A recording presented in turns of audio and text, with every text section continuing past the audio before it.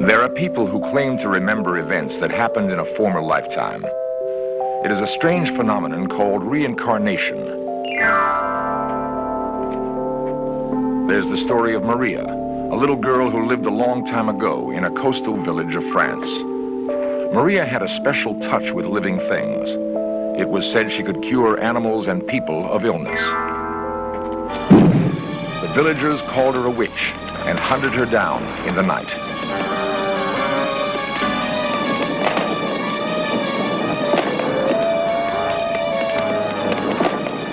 A girl living now remembers every detail of that horrible night as though it had happened to her.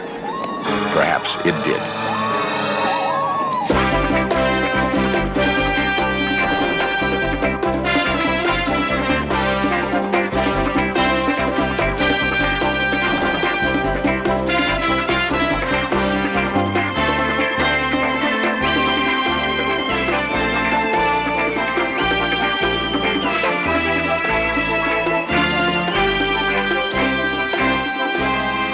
Ruth McGuire is convinced she has lived before. She remembers a specific place where this other life began. The smallest details are clear in her mind, though she has never been there.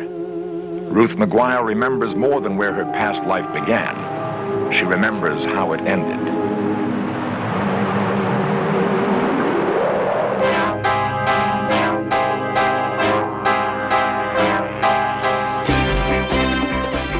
This series presents information based in part on theory and conjecture.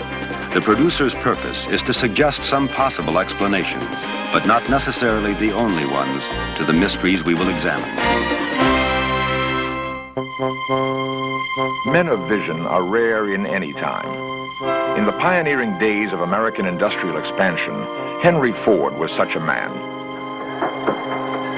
In his later years, Ford would be acclaimed as the father of the assembly line. Ford's genius embraced another idea. He believed he was immortal. Ford thought that his essential being or soul would be reborn into another body.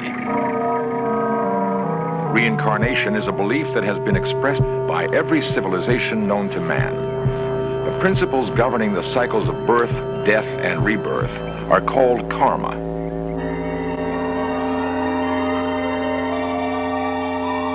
Karma means that a soul progresses from body to body, life to life, until it achieves perfect harmony with the universe. Thus, one who suffers in this life is assured of at least the possibility of a better break in the next. All right, now lie down and make yourself as comfortable as you can. Dr. Helen Wambach is a clinical psychologist doing reincarnation research in San Francisco. Stretch the jaw. Using the technique of hypnotic regression, she will be the guide on a remarkable journey through time and space. And all discomfort leaves your body. And you're floating on a cloud, and your body is very, very heavy now. We're going to float back all around the world, back into past time. When I call out the name of a place, let images come into your mind. An image for the Far East, an image for Central Asia, an image for Europe, an image for the Near East and Africa, or an image for North, Central, or South America. Now choose. You have chosen. I'd more or less picked Scandinavia. I couldn't get out of the snow. The only real scenery was just rolling snow-covered hills, frozen ground. And it seemed like we traveled by foot most of the time, from one fishing hole to another, it seemed. And my death was an accident in one of the journeys, and it was like, it seemed to have something to do with a sled, and it sort of got thrown over, and I was just left laying in a snowbank.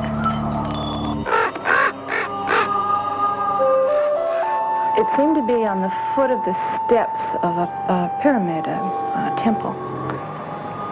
The ceremony that I was going to attend was attended by all the members of the village, all the surrounding villages, and it seemed to be a healing. There was some type of a healing going on what seemed to have been maybe the chief of the village. And I remember I had very strong belief that this was going to be helpful and very great interest. Dr. Wambach has regressed more than 2,000 persons in her search for scientifically valid data on the reincarnation experience. Well, actually, I've been searching for 5 years now for evidence that we may have lived before. What I found is what many researchers have found, that there's a tantalizing mix of fantasy and checkable reality in past life recall. My belief was that if we have lived past lives, all of us have lived past lives. And therefore, I ought to be able to explore this phenomenon in the same normative way that a psychologist would go about exploring any other kinds of phenomenon. So I evolved a technique of taking people to past lives that I found to be both safe and reliable, and where I could get repeatable evidence. Elbows down. Simply put, Dr. Wambach's technique is to plant a post-hypnotic suggestion in the subject's minds, which enables them to fill out an elaborate questionnaire after the session is over. The questionnaires are important because Dr. Wambach finds that during regression, patients are reluctant to have their journey to a past life disturbed by conversation with the hypnotist. However, Dr. Wambach will occasionally use the standard question and answer technique to explore an unusual case. All right, now, Bob, I want you to go to a time when you are listening to some of the people around you talk, and you will hear the syllables, and you will be able to repeat them. Nainu rakakani kum ta Nainu rakakani kum top.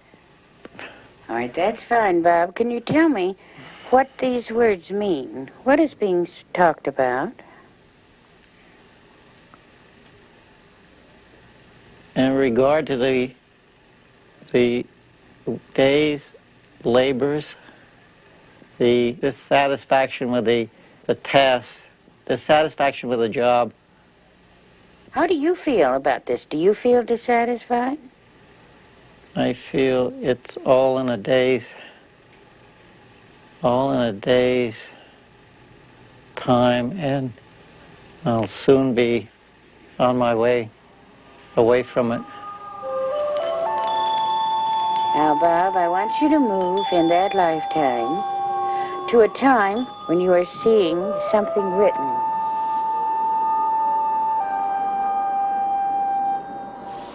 Do you see anything?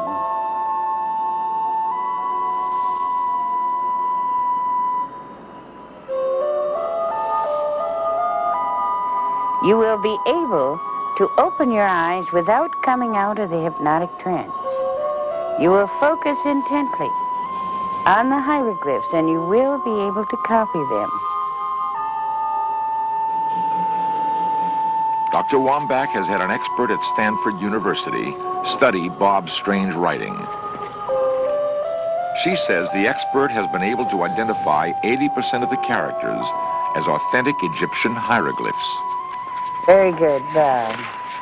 Can you tell me now what these hieroglyphs mean? In reference to a new trade route and treaty of free movement and protection from the highest power for such a venture.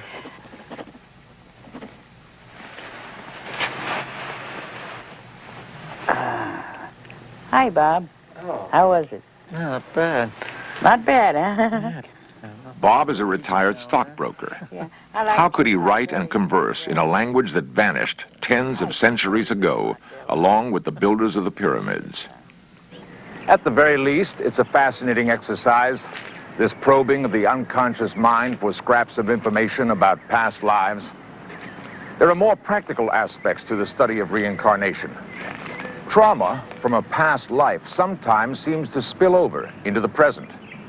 It is possible that many physical and emotional problems which defy medical science can be cured through an understanding of this principle.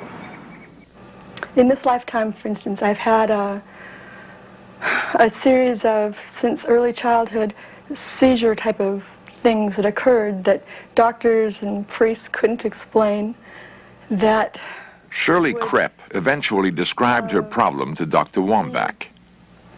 The sensation of going 1,000,000 miles an hour and weighing at least a ton, and it was pretty terrorizing to have that occurring because I couldn't make it stop.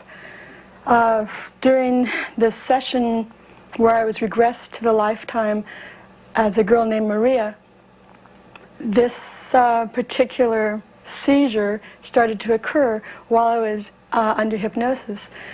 And it was then that Dr. Wambach took me to that point where it first started to occur. Under hypnosis, Shirley described herself as a healer in a village on the coast of France. She said her name was Maria, and that she'd been summoned to the constables to help his sick child. The child died. One evening, after the child had died, on my walk home through the forest, out of the bushes, out of the trees, with torches, the whole village seemed to appear, and they were going to burn Maria as a witch because they thought she'd killed the boy. And they came towards her, they'd get the witch. And I ran as Maria. I didn't want to get caught, and it was then that the sensation started, the sensation that I had been experiencing in this lifetime of absolute stark raving terror. And they chased me, screaming and yelling, and I ran and I ran. And rather than to be caught by them and burnt, I jumped off a cliff. And that was the feeling of weighing 1,000,000 pounds. And as Maria dropped that body and came out of that body, the weight, the speeding sensation stopped completely and abruptly, unlike any of the seizures that I'd had. It could be coincidence that Shirley's symptoms disappeared after she confronted the nightmare of a prior life. Or it could be just what it appears, using an understanding and karma to calm the restless corner of Shirley's mind that is still Maria. Dr. Wambach's collection of 2,000 apparent reincarnation experiences has yielded some fascinating data. Between 70 and 80% of her subjects remember lives as working-class people or peasants. If these prior lives were imaginary, wouldn't more people think of themselves as royalty rather than accurately reflecting a cross-section of society? In another experiment, a group of white Californians was regressed to the 1850s. An extraordinary number said they were Asians then. Could they have been the Orientals who were imported to build California's railroads? Could they still be with us in new bodies? How many pasts can a person have? The work of other investigators may suggest an answer.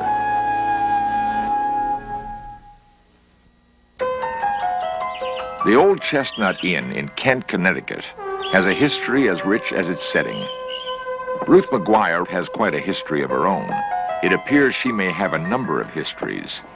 I've had very strong feelings about the year 1857 and India. When I was just a child, I picked up a 10-cent piece. I felt terribly depressed. The date meant something to me. Ruth had heard of Professor Hans Holzer, parapsychologist and author. She invited him to probe her mind for a meaning to the date that bothered her. Using hypnotic regression, Professor Holzer had enjoyed success with similar cases before.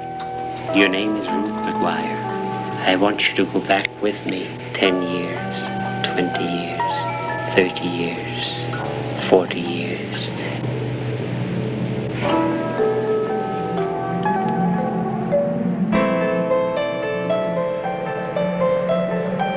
Where do you live? In Manhattan.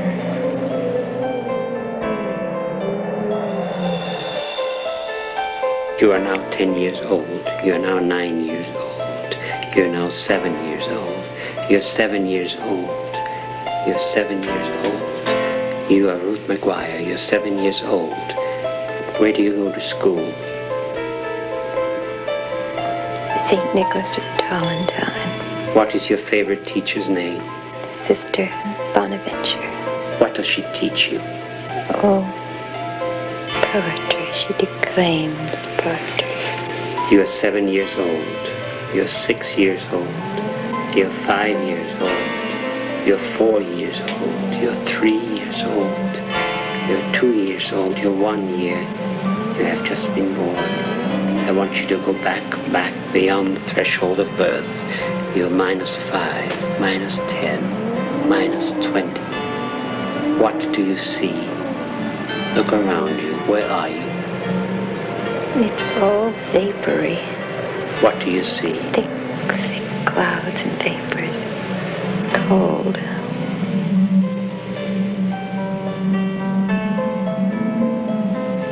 Oh, yes. I know where I am now. Where are you? I'm in England. Where are you? What place? Sussex. Where did your father come from? Horton. It's in the North Riding area. And your mother? Durham. That's near Newcastle. Did you ever get to the New World? No, I died in Leiden at the age of 13. It was like a dam breaking. The bodies screaming, shouting, pillaging. I ran and hid. Next, Ruth recalls another life and a crisis in a distant land. I always dreaded being sent away. Where were you sent? We went to India, Where in India?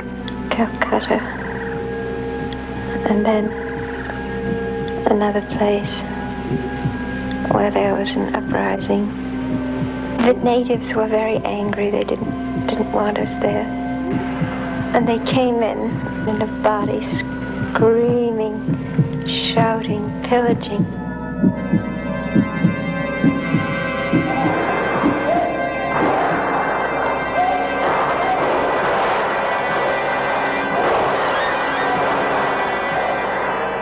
Professor Holzer feels he can probe even deeper into Ruth's multiple past lives.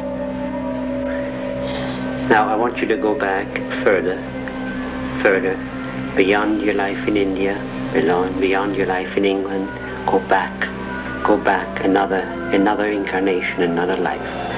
And what town are we in? Now we are in Holland. The year is 1613.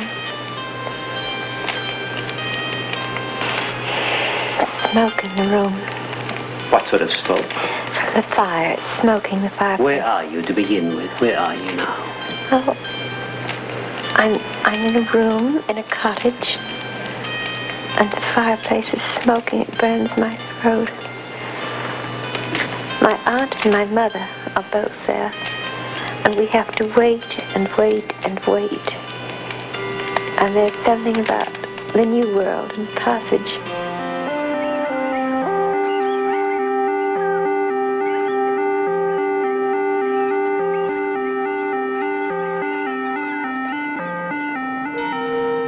There was this large man, and he pinned me against the wall. I was miserable, and I fell overboard. For a moment, I struggled, and then a strange feeling of happiness came over me.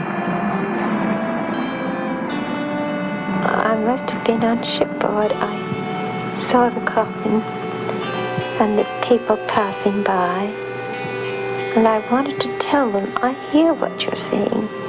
I hear. And I tried to move my arm. I tried, and it was like lead. I couldn't move. I couldn't wiggle. I couldn't even move my nose. I couldn't indicate. that I was there and I was listening. I seemed to be moving on a ribbon towards a great light.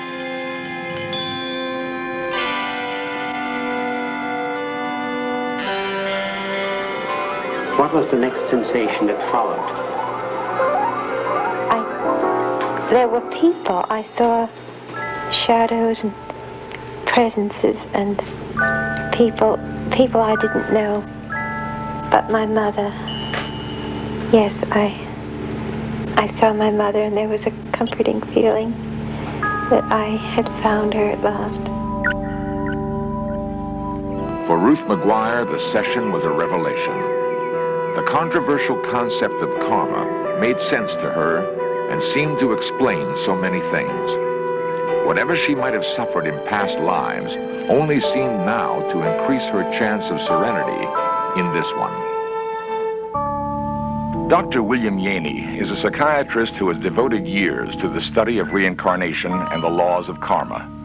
Where I sit, I really see life as really a schoolroom. We're living in a very, very narrow spectrum, a very narrow dimension, as our parapsychologists are beginning to describe to us, tell us. I really see what we've got here is a soul utilizing an expendable body, so to speak, in a lifetime, a given span of time and space, to learn something. Dr. Yaney believes the vast and complex cycle of birth, death, and rebirth must be controlled by a higher order of intelligence.